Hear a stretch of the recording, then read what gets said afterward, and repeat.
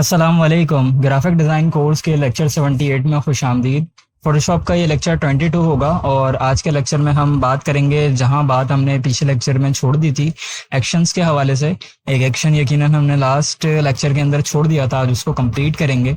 और दो टॉपिक्स में लास्ट वाले भूल भी गया था लास्ट लेक्चर के ही, तो उन दोनों को भी अभी कवर कर लेंगे। छोटे छोटे टॉपिक हैं और उसके बाद आज के लेक्चर का कंटेंट देखेंगे जो कि कस्टम फ़ॉन्ट इंस्टॉलेशन के हवाले से है और ग्रेडियंट्स वगैरह के हवाले से। ऑलरेडी वेक्टर्स जो मौजूद हैं उन पर किस तरीके से काम करना है इस हवाले से है। तो स्टार्ट करते हैं। लास्ट क्लास के दो टॉपिक से बात करता हूँ जिनको मैंने छोड़ दिया था। तो एक तो उनमें है लेयर लॉक्स, ठीक है, उनको डिस्कस कर लेते हैं। मैं स्क्रीन पर चले, अब मैं रियल पे ही काम करता हूँ। मैंने बहुत ज़्यादा आपको वो वाला बता दिया कि टेम्परेरी ऑब्जेक्ट्स के ऊपर काम करवा दिया। तो मैं एक रियल पीएचडी ओपन करता हूँ, ठीक है। अब ये एक पीएचडी मेरे पास मौजूद है, काफ़ी पुरानी पीएचडी है, ये 2023 की है, शायद 2022 की है, आई डोंट नो। एनीवेज, अब इसके अंदर मुख्तलिफ लेयर्स हैं, मुख्तलिफ ग्रुप्स हैं और इसके ऊपर एक प्रॉपर वर्किंग हुई भी है, ठीक है। अब इन केस मुझे ये अल्लामा इकबाल की फ़ोटो उठाकर यहाँ करनी हो तो सिंपल मैंने मूव टूल सेलेक्ट किया और ऑटो सेलेक्ट लेयर पर चेक नहीं लगा हुआ। आप यहाँ पर देखें, ऑटो सेलेक्ट पर कोई चेक नहीं लगा हुआ यहाँ पर। तो मूव टूल लेके जब मैं कंट्रोल का बटन होल्ड करता हूँ ना तो ये चेक लग जाता है। कंट्रोल का बटन छोड़ता हूँ तो ये हट जाता है। देखिए, कंट्रोल का बटन दबाया, लग गया, कंट्रोल का बटन छोड़ा, हट गया। तो इसका मतलब ये हुआ कि जब जब मैं कंट्रोल का बटन दबाऊंगा तो डायरेक्टली उस लेयर को सेलेक्ट कर सकता हूँ जिसके ऊपर मेरा मूव टूल मौजूद हो। आप देखें, पिंक कलर की बाउंड्री भी नजर आ रही है बनी हुई, ठीक है। और अगर कंट्रोल छोड़ दूंगा तो सिंपल जो लेयर सेलेक्टेड है यानी कि फूटर, ये उसी को मूव करेगा चाहे मेरा कर्सर जहां भी हो। और अगर कंट्रोल के साथ मूव करूंगा तो ये डायरेक्टली उसको पिक कर लेगा जिसके ऊपर मूव टूल मौजूद था, ठीक है। अब मैं अल्लामा इकबाल को मूव करना चाह रहा था तो देखें पीछे आसमान मूव हो रहा है। मैं दोबारा से कोशिश करता हूँ तो अब अल्लामा इकबाल मूव हो गए। अगेन ट्राई करता हूँ, फिर अल्लामा इकबाल को मूव करना चाह रहा था तो आसमान मूव हो गया। तो अब यहाँ पर आते हैं लेयर लॉक्स। क्यों? क्योंकि मुझे परेशानी हो रही थी, एक ऑब्जेक्ट के चक्कर में दूसरा ऑब्जेक्ट सेलेक्ट हो रहा था क्योंकि दोनों की ओपेसिटी डाउन हुई हुई है। तो मूव टूल आइडिया नहीं कर पा रहा था मैं किस ऑब्जेक्ट की बात कर रहा हूँ, यहाँ तक कि मैं प्रिसाइजली उसको वहां पर रखता है। यानी कि मूव टूल मुझसे ये एक्सपेक्ट करता है कि मैं उसको वहीं तक रखूँ, एग्जैक्टली वहां पर रखूँ जिस ऑब्जेक्ट की मैं बात कर रहा हूँ, और अक्सर ऐसा हो नहीं पाता। तो अब क्योंकि स्काई मुझे डिस्टर्ब कर रहा है तो मैं स्काई को लॉक कर दूंगा। यहाँ पर हमारे पास ये लॉक की कुछ टाइप्स मौजूद हैं। ये हमारा ट्रांसपेरेंट पिक्सेल्स को लॉक कर देता है, ये कलर को लॉक कर देता है, ये मूवमेंट को लॉक कर देता है, ये कंप्लीट लॉक कर देता है। तो लॉक ऑल एट्रीब्यूट्स, इसके ऊपर कर्सर लेकर आएंगे तो ये बताएगा, अभी देखें पोजीशन लॉक कर देगा, ये इमेज के पिक्सेल्स लॉक कर देगा, ये ट्रांसपेरेंट पिक्सेल्स लॉक कर देगा, ठीक है।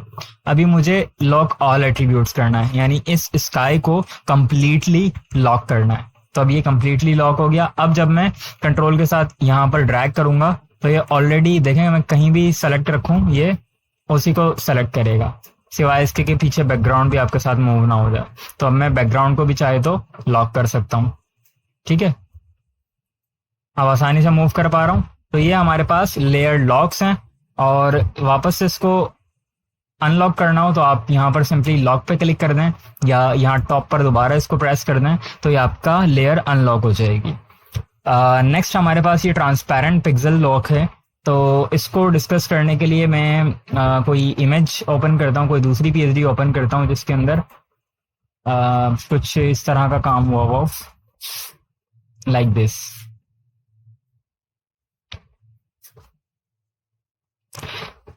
ठीक है, अब ये मेरे पास एक पीएचडी मौजूद है। आई होप ये इमेज ना हो, सॉरी वो ना हो, शेप ना हो। चलें, ये शेप है लेकिन मैं इसको रेस्टराइज कर लेता हूँ, राइट क्लिक, रेस्टराइज लेयर। तो अब मैंने क्या किया, इस कंप्लीट पोस्ट के अंदर एक शेप थी सर्कल वाली, इसको रेस्टराइज कर लिया। अब मैं चाहता हूँ मैं इसका कलर चेंज करूँ और कलर को इसके पर्पल कर दूँ, ठीक है। ये वाला पर्पल मैं करना चाहता हूँ। अब मैंने यहाँ पर पर्पल सेलेक्ट किया, ऑल्ट बैक स्पेस, जैसे ही फिल किया वो पूरी लेयर में हो गया। क्यों? क्योंकि ये ट्रांसपेरेंट लेयर थी और प्लेन लेयर थी, यानी कि ये प्लेन लेयर थी तो इसको आइडिया नहीं हुआ पिक्सेल्स कहाँ पर हैं इसके। और जब मैंने ऑल बैक स्पेस प्रेस किया तो उसने पूरी की पूरी लेयर में फिल कर दिया। इसके लिए मुझे क्या करना था, कंट्रोल से पहले सिलेक्शन बनानी थी और फिर ऑल्ट बैक स्पेस से कलर फिल करना था और फिर कंट्रोल डी से सिलेक्शन को खत्म करना था। तो ये इतना लंबा प्रोसेस था। कंट्रोल जेड से वापस आता हूँ। इसको सिंपल आप क्या कर सकते हैं, आप यहाँ पर पहला वाला लॉक लगा दें। आप इसको बोलें लॉक कर दो ट्रांसपेरेंट पिक्सल्स। अब देखें इस पूरी इमेज के अंदर क्या है, मैं आपको दिखा देता हूं। ये देखें इस पूरी लेयर के अंदर क्या है, एक ये ऑब्जेक्ट है जहां पर फिल मौजूद है और बाकी का हिस्सा क्या है, ट्रांसपेरेंट है। दो चीजें हैं, एक फिल वाला एक ट्रांसपेरेंट वाला इस लेयर के अंदर। ठीक है, तो अब मैं क्या कर रहा हूं, ट्रांसपेरेंट को लॉक कर दो, यानी जो भी चीज मैं अप्लाई करूंगा उसको ट्रांसपेरेंट पर अप्लाई मत करना और फिल में अप्लाई कर देना। तो अब मैं ऑल्ट बैक स्पेस अगर फिल करूंगा, कलर फिल करूंगा, तो देखें सिर्फ उस लेयर में हुआ है जहां, उस हिस्से में हुआ है बेसिकली जहां पर फिल मौजूद था, और इसके लिए मैंने कोई सिलेक्शन नहीं बनाई। ठीक है, अब मैं जितनी बार भी इसका कलर चेंज कर दूं ये सिंपली वहीं करेगा। ऑल्ट बैक स्पेस, ये देखें। और इसी तरह मैं चाहूं तो फिल को लॉक कर सकता हूं, सेकंड वाला जो लॉक है। अब ये क्या करेगा, इस फिल को लॉक कर देगा और ट्रांसपेरेंट पिक्सल्स को आजाद छोड़ देगा। ठीक है, अब मैं कलर लेट से पिंक करता हूं यहाँ पर और इसके अंदर अब फिल करने की कोशिश करता हूं, तो अभी ये फिल ही नहीं करेगा। बेसिकली इसने उस चीज को ही लॉक कर दिया। ठीक है, यानी कि अब ये फिल करने की इजाजत ही नहीं देगा मुझे, मैं इसमें एडिटिंग नहीं कर सकता। तो मेनली तो एक ये वाला लॉक ज्यादातर यूज हो रहा होता है और एक ये लॉक ऑल वाला। ठीक है, और इसकी अगर शॉर्ट की मैं बताऊं तो फॉरवर्ड स्लैश है, ये एम के बराबर में लेस देन, ग्रेटर देन और फिर फॉरवर्ड स्लैश। ठीक है, ये रहा फॉरवर्ड स्लैश। ये हमारे कुछ लेयर लॉक्स थे जो पीछे के लेक्चर पे मैंने छोड़ दिए थे। और नेक्स्ट हमारा टॉपिक है लेयर्स टू फाइल, वो भी पीछे के लेक्चर वाला ही है, यानी लास्ट लेक्चर से ही है। तो अक्सर ऐसा होता है कि हमारे पास एक लेयर में कुछ चीजें होती हैं और हम उनको एक साथ एक्सपोर्ट करना चाहते हैं, बेसिकली एक्शंस की तरह का ही काम है। तो मैं आपकी इसको रियल एग्जांपल दिखाता हूँ। मैं अभी करंटली एक प्रोजेक्ट पे काम कर रहा था, जिसके अंदर कुछ इस तरह की मेरे पास एक पीएचडी मौजूद थी। ये एक वेबसाइट की पीएचडी है बेसिकली। ठीक है, अब ये मैंने डिजाइन बना के दिया है कि आप ये वाली पीएचडी बना सकते हैं अपनी वेबसाइट पे बेसिकली। तो अब इसके अंदर आप देखें कुछ इमेजेस मौजूद हैं, ये वाली, ये आइकन मौजूद हैं। अब जब मैं डेवलपर को ये पीएचडी दूंगा तो वो मुझसे क्या एक्सपेक्ट करेगा, वो एक्सपेक्ट करेगा कि आप इसको इमेजेस को अलग से मुझे बना के दें। मैं लोड करता हूं, अगर मेरे पास मैसेजेस लोड हो जाते हैं तो आप जब बेसिकली किसी भी डेवलपर को देंगे ना, तो वो आपसे ये पीएचडी के अंदर जितने भी आपने कंटेंट यूज किए हैं उन सबको मांगेगा। खैर मेरे पास इस वक्त चैट लोड नहीं हो रही है तो इसको बस अभी इसी तरह समझ लें। अब मुझे क्या करना है, इन सारे आइकन्स को अलग अलग सेव करना है एज इमेजेस। ठीक है, और जो बहुत हैवी काम है, जाहिर सी बात है यहाँ तो कम इमेजेस यूज हुई हैं लेकिन कम के अंदर भी काफी सारी हैं। तो अब मैं क्या करता हूँ, एक न्यू डॉक्यूमेंट लेता हूँ और रैंडम साइज ले लेता हूँ 1000 बाय 1000। ठीक है, लेकिन इस बात का ख्याल रखना है कि जो इमेजेस आप यहाँ पर लेकर आएंगे ये साइज आपका उससे बड़ा होना चाहिए। अब मैं क्या करता हूँ, ये तमाम इमेजेस उस नए डॉक्यूमेंट में ट्रांसफर कर लेता हूँ। लाइक ये इमेज मैंने यूज की थी तो इसको मैं यहाँ पर लेकर आ गया। उसके बाद मैंने कौन सी इमेज यूज की थी, मैं उसको लेकर आ जाता हूँ। सिंपल, ये वाली इमेज यूज की थी, मैं इसको भी ले आता हूँ। एंड देन फिर यहाँ पर एक इमेज मौजूद है, इसको भी ले आता हूँ। इसी तरह आप जितनी भी इमेजेस आपने अपनी किसी पीएचडी के अंदर यूज की हैं जिसको आप अलग से सेव भी करना चाहते हैं, तो एक तो वो था स्लाइसिंग करके कि हम स्लाइस टूल से स्लाइस कर दें, लेकिन वो यहाँ पर कारीगर नहीं होगा। तो हम अब क्या करेंगे, यहाँ पर दूसरी अप्रोच इस्तेमाल करेंगे। लाइक इस तरह आप लेकर आ गए इमेजेस को, ये देखें, ये मैं मजीद दूसरी इमेजेस भी लेकर आ जाता हूँ, ये वाली और ये वाली। मेरे ख्याल में मैं मल्टीपल अगर सेलेक्ट करूंगा तो भी आ जाएंगी, ट्राई करते हैं। यस, ठीक है, अब ये मल्टीपल इमेजेस भी आ गई हमारे पास, ये सारी इमेजेस आ गई। अब मैं चाहता हूं इन सब को अलग अलग एक्सपोर्ट करूं, तो सबसे पहले मैं क्या करूंगा, बैकग्राउंड डिलीट कर दूंगा और अब मुझे इस पे काम करना है। फाइल के अंदर आए, एक्सपोर्ट के अंदर आए और लेयर्स टू फाइल्स इस पर क्लिक करें। डेस्टिनेशन बताएं, मैंने कहा डेस्कटॉप पर ही सेव कर दो फिलहाल। ओके, और नाम कुछ भी रख दें, फिलहाल मैं अनटाइटल्ड ही रख रहा हूँ, और इन तीनों पे चेक लगा दें कि ट्रांसपेरेंट पिक्सल को ट्रिम कर दो, ट्रांसपेरेंसी को बरकरार रखो पीएनजी इमेजेस में, और ये एंटर लिस्ट। ठीक है, इन तीनों को चेक करके सिंपली रन कर दें और पीछे बैठ जाएं आप आराम से। अब फोटोशॉप आपका खुद काम करेगा, एक एक लेयर को विजिबल करके बाकी सबको अनविजिबल करेगा, उसको ट्रिम करेगा, फिर उसको आपकी डेस्टिनेशन पे सेव कर देगा, यानी कि जो भी डेस्टिनेशन आपने वहां पर सेट की होगी। मेरे केस में मैंने डेस्कटॉप सेट किया था, तो ये इस पूरे प्रोसेस के बाद मैं जाके डेस्कटॉप पर देखूंगा तो ये तमाम आइकन मेरे अलहदा अलहदा सेव हो चुके होंगे। ठीक है, अब ये इसने कहा export layers to files was successful. अब ये न्यू डॉक्यूमेंट की जरूरत नहीं है, मैं इसको डिलीट कर देता हूँ, क्लोज कर देता हूँ बेसिकली। अब ये देखें यहाँ पर ये इमेजेस आ गई। अब मैं ओपन करके दिखाता हूँ, तो ये हमारे पास मौजूद है इमेजेस, कुछ आइकन ये इस तरह से आ गए ट्रांसपेरेंट। ठीक है, अब मुझे इसकी भी जरूरत नहीं है, फिलहाल मैं डिलीट कर देता हूँ। तो हमारे ये लास्ट के 2 लेक्चर्स तो कंप्लीट हो गए।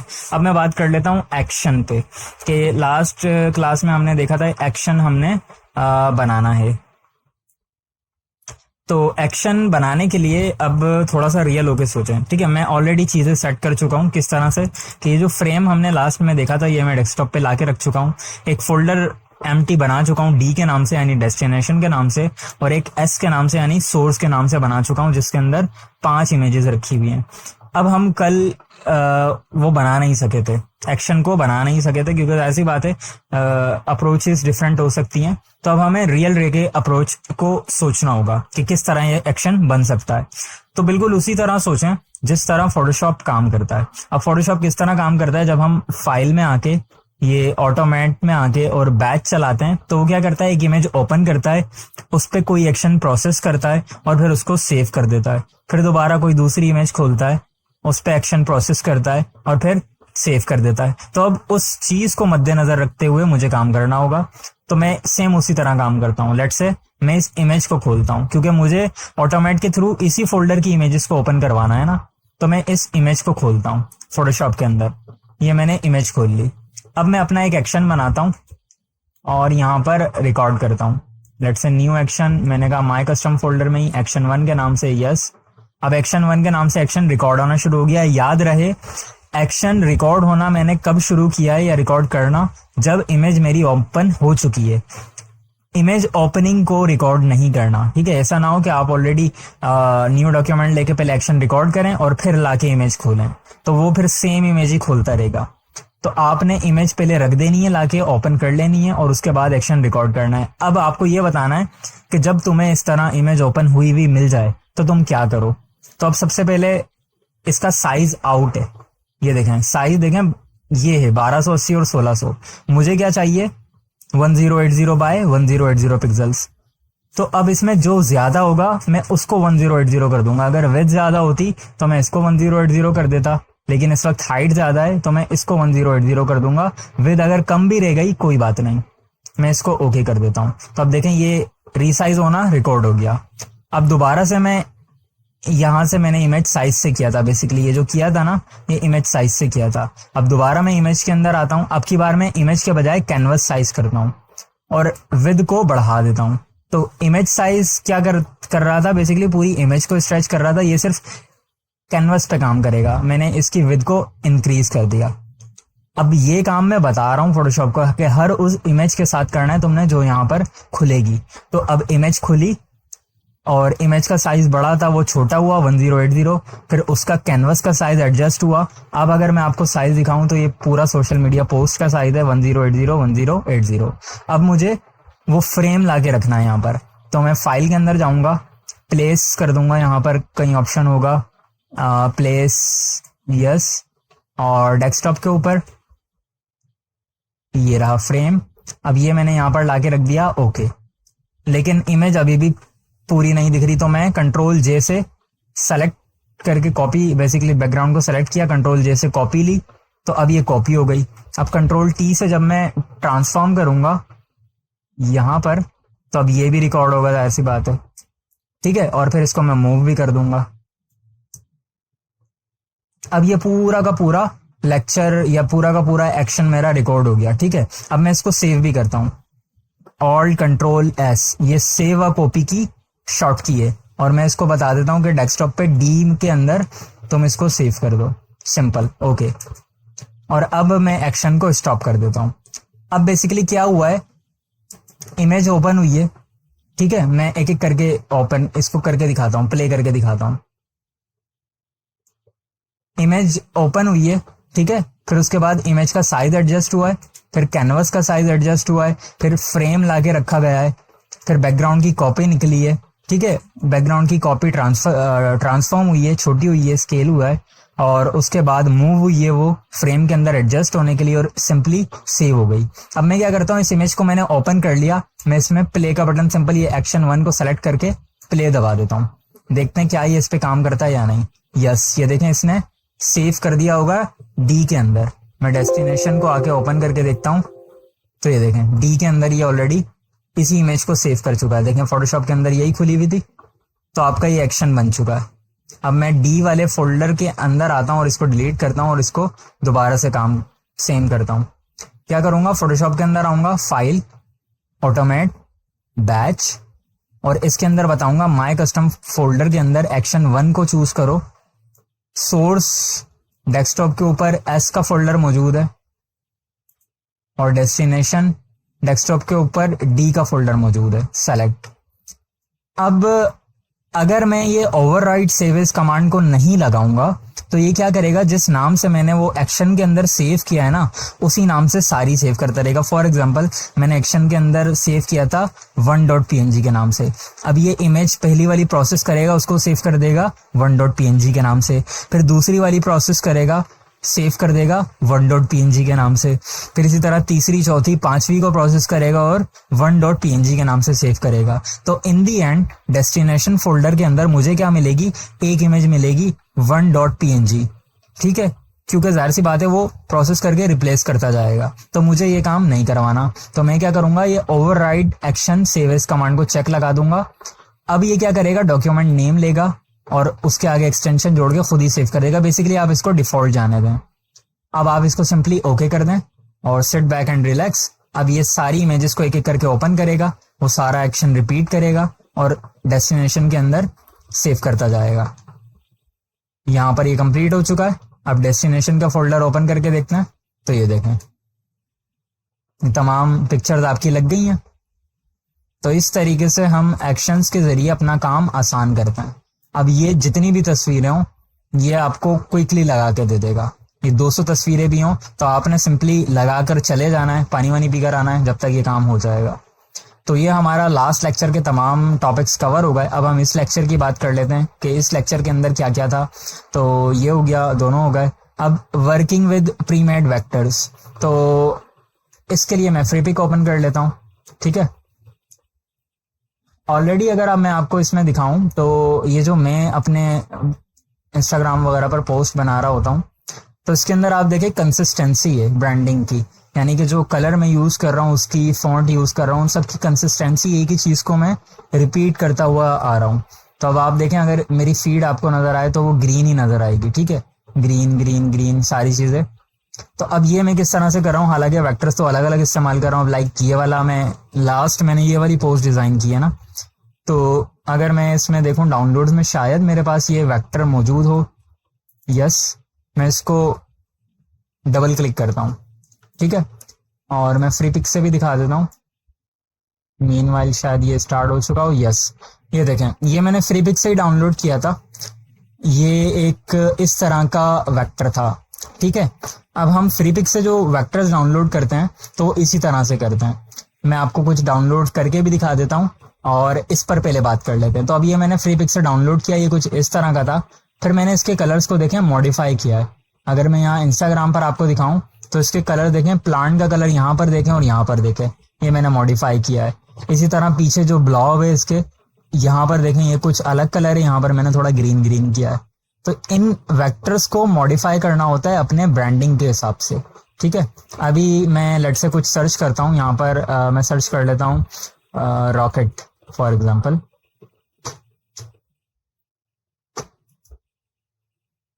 लेट्स से ये रॉकेट, और इसमें मैं फिल्टर भी लगा लेता हूँ वेक्टर्स के ऊपर, ठीक है। अब ये वेक्टर मेरे पास आ गए। मैं इस वाले को डाउनलोड कर लेता हूँ।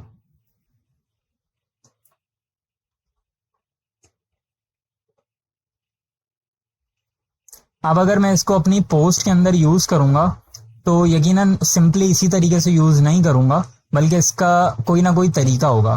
तो उस तरीके को देख लेते हैं। लेट से मैं पोस्ट के अंदर ओपन कर लेता हूं और इसी को ओपन कर लेते हैं 503 को, और टेक्स्ट वगैरह भी फिलहाल सेम रहने देता हूँ, प्लांट को डिलीट कर देता हूँ। ठीक है, और यहाँ पर यकीनन डाउनलोड्स के अंदर ये मौजूद होगी। अब ये रॉकेट बना हुआ आ गया। अब मैं चाहता हूँ इस रॉकेट को यूज करूँ यहाँ पर। तो अब सबसे पहले मुझे क्या करना होगा, इस रॉकेट को मॉडिफाई करना होगा, इसके कलर्स को, क्योंकि मैं सेम यूज नहीं कर सकता, तो मैं इसको अनग्रुप करूंगा। यानी कि प्री मेड वेक्टर्स जो होते हैं ये उनके ऊपर वर्किंग करना, तो उनको मॉडिफाई करना इस्तेमाल से पहले। तब मैं इस तमाम लेयर तमाम कलर्स को एक साथ सेलेक्ट करता हूँ। कैसे, एक को सेलेक्ट किया, सेलेक्ट, अब ये एलिस्ट्रेटर के अंदर मौजूद हूँ मैं, सेम फिल कलर, अब ये सारे सेलेक्ट हो गए। और अब मैं इनको डबल क्लिक करके अपना ब्रांड कलर अप्लाई कर दूंगा। ठीक है, तो वो है 00A651। तो ये मेरा कलर कोड आ गया। और अब ये वाले जो रेड है मैं इसके अंदर भी चेंज करूंगा।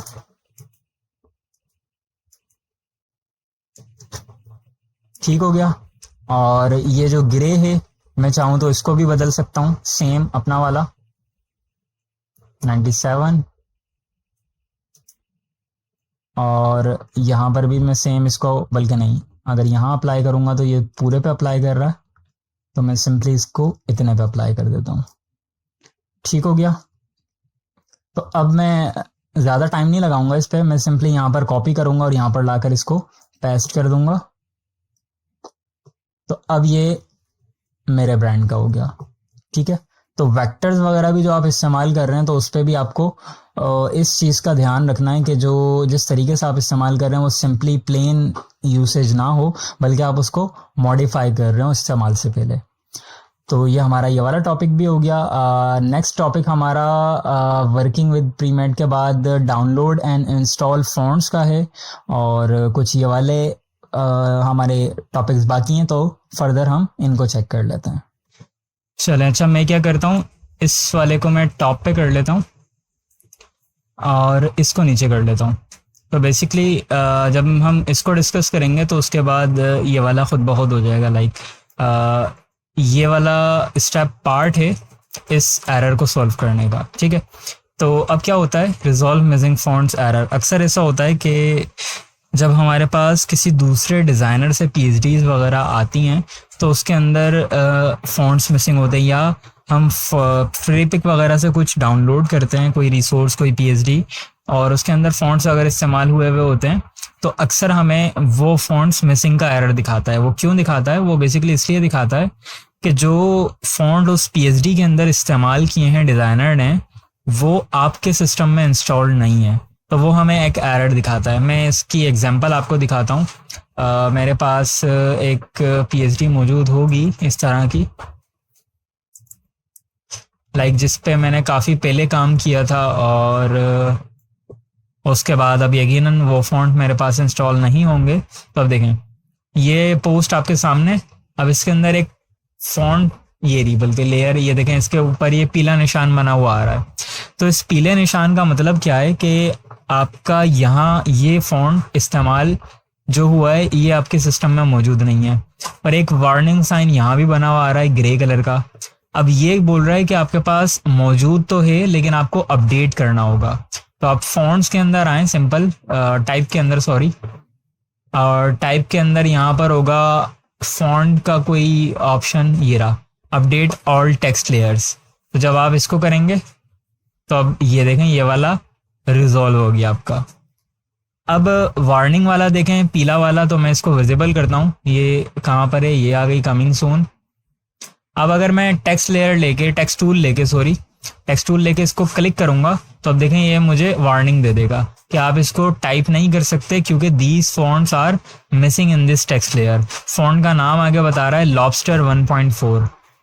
अब अगर मैं इसको कैंसिल कर दूंगा तो ये एडिट नहीं करने देगा। अगर मैं इसको रिप्लेस कर दूंगा तो ये डिफॉल्ट फॉन्ट के साथ रिप्लेस कर देगा उसको।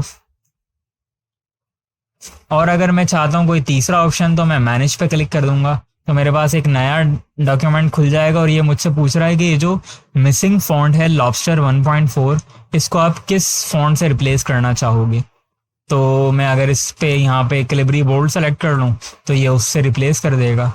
ये देखें यहाँ पर उसने उससे रिप्लेस कर दिया। लेकिन मैं ऐसा नहीं चाहता, मैं चाहता हूँ कि ये फॉन्ट मेरे पास मौजूद हो। तो यहाँ पर मैं क्लिक करके इसका नाम देख लूंगा, लॉबस्टर 1.4।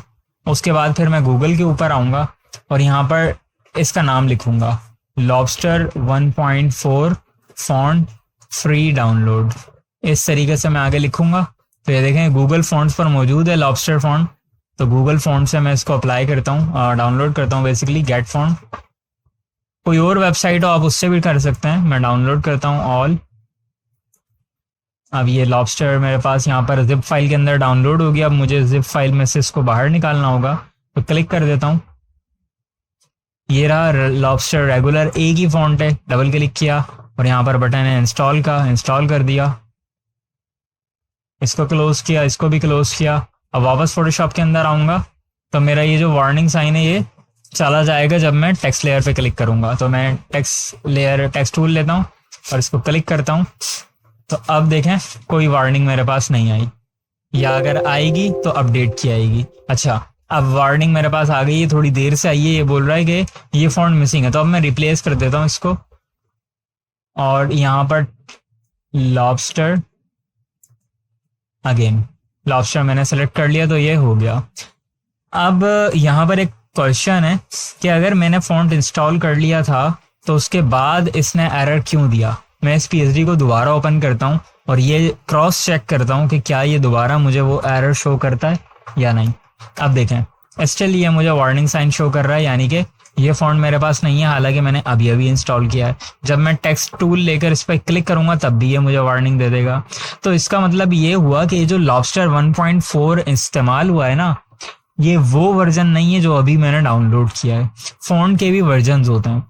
तो अब ये जाहिर सी बात है जिस वक्त में मैंने क्रिएट की होगी उस वक्त में वो फॉन्ट डाउनलोड किया था, बाद में ये फॉन्ट अपडेट हो गया। अगर मैं देखूं तो ये देखें 14 अगस्त 2023 सॉरी 2021 की पीएचडी है ये एक्चुअली।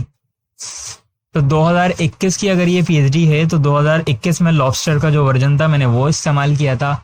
आज अभी नया डाउनलोड किया है तो उसकी वजह से ये मुझे दोबारा से सेलेक्ट करना होगा, यानी कि इस टेक्स्ट टूल को, इस टेक्स्ट लेयर को सेलेक्ट करके दोबारा से यहाँ पर लॉबस्टर सेलेक्ट करना होगा और फिर उसके बाद जब मैं ये करूँगा तो ये क्लियर हो जाएगा। ठीक है, तो होपफुली ये दो टॉपिक्स भी हमारे कवर हो गए, रिजॉल्व मिसिंग फॉन्ट का और डाउनलोड और इंस्टॉल फॉन्ट्स का। अब कस्टम ग्रेडियंट्स भी हम अपने इंस्टॉल कर सकते हैं इसके अंदर। किस तरीके से, सिंपल गूगल के ऊपर आएँ और लेट्स से मैं लिख देता हूँ golden gradient for Photoshop download. आप इस तरह लिखें। आप गोल्डन के अलावा कुछ भी रख सकते हैं, रैम्बो और सिल्वर। अभी फिलहाल मैं गोल्ड डाउनलोड कर रहा हूँ। ठीक है, रैम्बो भी चेक कर लेते हैं, रैम्बो ग्रेडियंट फॉर फायर। ये तो फॉर फोटोशॉप ही होंगे क्योंकि मैं इसी वेबसाइट पे कर रहा हूँ। रैम्बो ग्रेडियंट फॉर फोटोशॉप, ये मैंने गूगल पे लिखा है, उस वेबसाइट पे मुझे नहीं मिले। अच्छा, ये क्रिएट करने का बता रहा है, मुझे क्रिएट नहीं करवाना, मुझे डाउनलोड करना है ऑलरेडी बने बनाए। या सिंपल मैं ग्रेडियंट फॉर फोटोशॉप लिख देता हूँ तो ये खुद ही मुझे दिखा देगा फ्री ग्रेडियंट्स फॉर 2024। ठीक है, अब ये देखें पर्पल ग्रेडियंट्स, ब्राउन, येलो और होलोग्राम। ठीक है, अब ये होलोग्राफिक जो है मुझे ये कुछ अच्छे लग रहे हैं, मैं इनको भी देखता हूँ और ये पेस्टल ग्रेडियंट्स इनको भी देखता हूँ। मैं पहले होलोग्राफिक को डाउनलोड कर लेता हूँ। तो अब मैं सिंपल इस पर क्लिक करूंगा, फ्री डाउनलोड का कहीं ना कहीं बटन आ रहा होगा, किसी भी वेबसाइट से करें प्रोसेस सेम रहेगा। फ्री डाउनलोड का बटन आ रहा होगा, आपने डाउनलोड कर लिया, ये जिप फाइल के अंदर डाउनलोड हो जाएंगे या हो सकता है डायरेक्ट आपके पास डाउनलोड हो जाए किसी और फॉर्मेट में। तो मैं जाता हूँ कंप्रेस्ड के अंदर और यहाँ पर डाउनलोड हुए होंगे यकीनन, किस नाम से मैं चेक करता हूँ ये किस नाम से डाउनलोड हुए थे। दोबारा फिर डाउनलोड करना पड़ेगा। ये हुए हैं रिसोर्स बाय करके कुछ, तो ये रहे रिसोर्स बाय करके। इस पे डबल क्लिक करता हूँ जिप फाइल पे, तो इसके अंदर देखें एक फाइल नजर आएगी आपको, रिसोर्स बॉय या जो भी नाम है इसका, उसके आगे इसका एक्सटेंशन होगा .grd ग्रेडियंट। ठीक है, अब इसको मुझे फोटोशॉप में लेकर आना है, तो मैं क्या करूँगा, यहाँ पर ग्रेडियंट्स वाले उसके अंदर आऊँगा, विंडो, और यहाँ पर होगा ग्रेडियंट्स, ये रहे ग्रेडियंट्स आ गए, ये यहाँ पर मौजूद हैं। अब इस पे यहाँ शो मोर ऑप्शंस का बटन है ना, फ्लाई आउट बटन, इस पर क्लिक करूंगा और यहाँ पर ऑप्शन होगा इम्पोर्ट ग्रेडियंट्स, इंपोर्ट करूंगा। अब ये मुझसे पूछेगा कहाँ से करूं, तो अब मुझे उस फाइल का एड्रेस देना है, डाउनलोड्स कंप्रेस्ड, ये देखें ये GRD लेकर आ गया, लोड। अब जैसे ही मैंने इसको लोड किया, थोड़ा सा टाइम लेगा और ये ग्रेडियंट्स लोड हो गए होंगे। अब देखते हैं, सबसे नीचे आएंगे, देखें यहाँ पर ये ग्रेडियंट्स है, सबसे नीचे आ रहे हैं, ये आ गए। अब अगर मैं ग्रेडियंट टूल लूं और इसको अप्लाई करूं, मैं नई न्यू लेयर लेता हूं एक और अप्लाई करता हूं, तो ये यहां से अप्लाई नहीं हुआ। मैं यहां से सेलेक्ट करता हूं सबसे नीचे रिसोर्स, ठीक है, अब ये अप्लाई हो गया। आप यहां से जौन सा चाहे वो अप्लाई कर सकते हैं। इसी तरह आप कोई दूसरे ग्रेडियंट डाउनलोड करना चाहें तो वो भी कर सकते हैं। सिंपल यहाँ बहुत सारे ग्रेडियंट है और ये सिर्फ एक वेबसाइट नहीं है, बहुत सारी वेबसाइट्स होंगी और उन पर बहुत सारे ग्रेडियंट्स होंगे। तो इस तरीके से आप ग्रेडियंट्स को फोटोशॉप के अंदर इंपोर्ट कर सकते हैं और सेम इसी तरह ब्रशेस को कर सकते हैं। मैं लिखता हूँ ब्रशेस फॉर फोटोशॉप, स्पेलिंग थोड़ी आउट है लेकिन नो प्रॉब्लम। अब ये देखें, ये ब्रशेस ही करके एक वेबसाइट है हमारे पास, यहाँ पर अब मुख्तलिफ किस्म के अब ये देखें, ये पेंटर जो ब्रश की टाइप है, मुझे ये चाहिए, मैं फिर डाउनलोड कर लेता हूँ।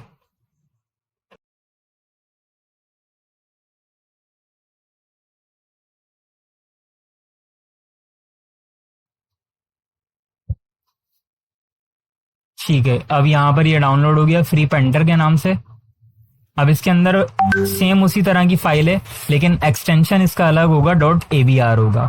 तो अब आप सेम फोटोशॉप के अंदर आए, ग्रेडियंट इंपोर्ट करने के लिए ग्रेडियंट का पैनल खोला था, तो ब्रशेस इंपोर्ट करने के लिए ब्रशेस का पैनल खोलूंगा और उसके बाद same fly out button, import, यहाँ का बटन होगा इंपोर्ट ब्रशेस, और उसके बाद आप सेलेक्ट कर लें जहां पर आपकी वो फाइल थी, सिंपल।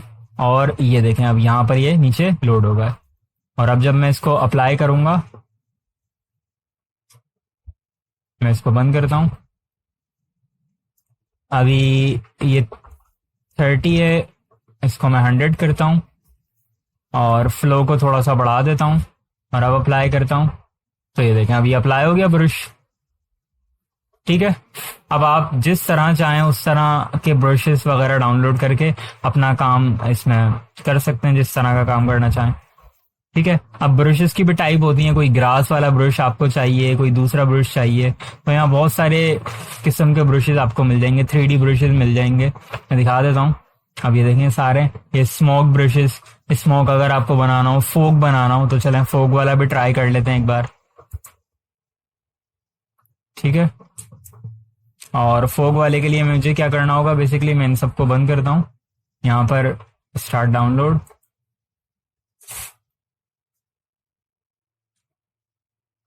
और यहाँ पर मैं ब्लैक कलर कर लेता हूँ बैकग्राउंड के ऊपर, और अब मुझे यहाँ पर स्मोक वाला करना है जब ये डाउनलोड हो जाएगा।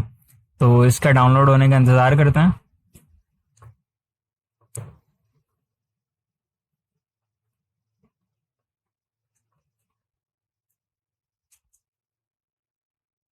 तो टॉपिक्स हमने सारे कवर कर लिए हैं, बस ये लास्ट टॉपिक है, उसके बाद इस लेक्चर को एंड करते हैं।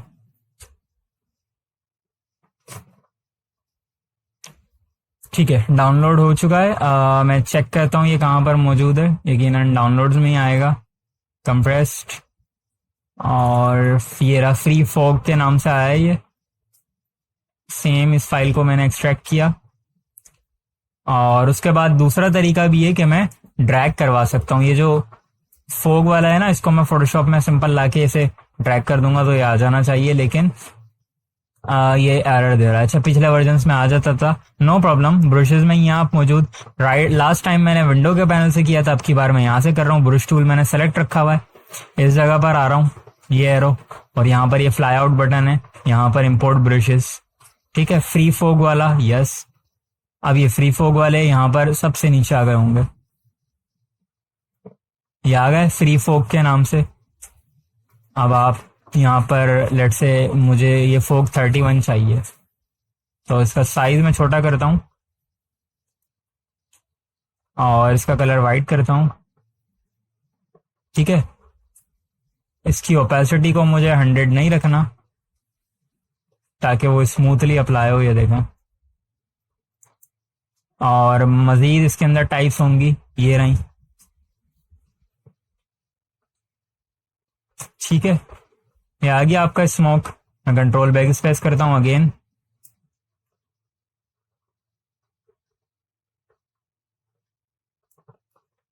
ये आ गया आपका स्मोक। अब ये देखें, ब्रश की मदद से हमने क्या स्मोक इफेक्ट बना लिया। अब आप यहाँ पर टाइप कर लें और अपना जिस तरह का काम इसमें करना चाहें वो कर लें, ठीक है। टेक्स्ट टूल ले लेता हूँ मैं, और यहाँ पर ये ग्रेडियंट वाला पैनल अब मुझे नहीं चाहिए बेसिकली, अब मैं इसको क्लोज कर देता हूँ। यहाँ पर फॉन्ट चेंज कर लेता हूँ अपना,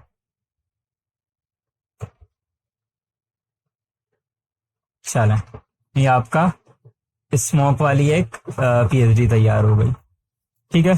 तो ये हमारे कुछ आज के लेक्चर्स से, उम्मीद करता हूँ समझ आए होंगे। अगर कोई क्वेश्चन हो तो कमेंट सेक्शन में पूछ सकते हैं। अंटिल नेक्स्ट टाइम, अपना बहुत सारा ख्याल रखिएगा। अल्लाह हाफिज।